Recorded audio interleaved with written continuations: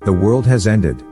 Long-range missiles have destroyed every city on Earth, in a desperate attempt to contain the lethal virus. The reach of it was far more extensive than it was originally predicted and surpassed all expectations. The greatest scientists in the world had tried everything to break down and isolate this virus, so it could be studied and controlled. But it was a hopeless attempt, for there was no cure. It was like trying to contain a tornado in a glass jar. It was just not possible. This extremely infectious disease, Bill, was named after the scientist who created it in an obscure basement laboratory.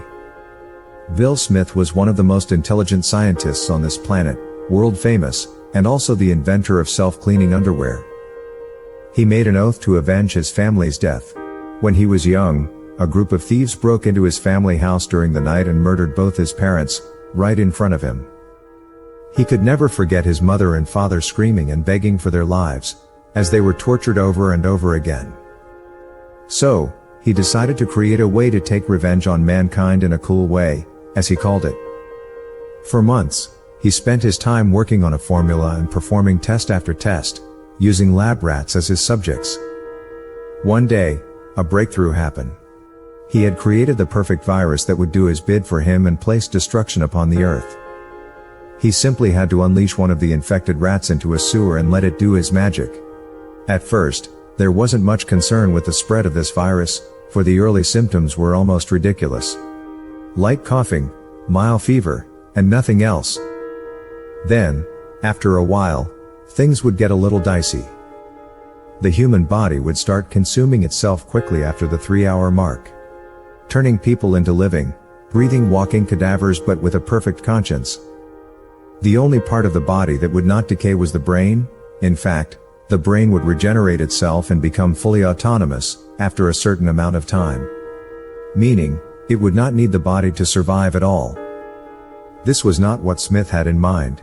It was a flaw, and a big one, that he could never, ever fix again.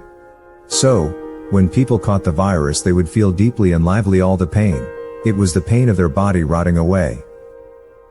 Naturally, all mankind's bodies disintegrated, leaving only rolling heads.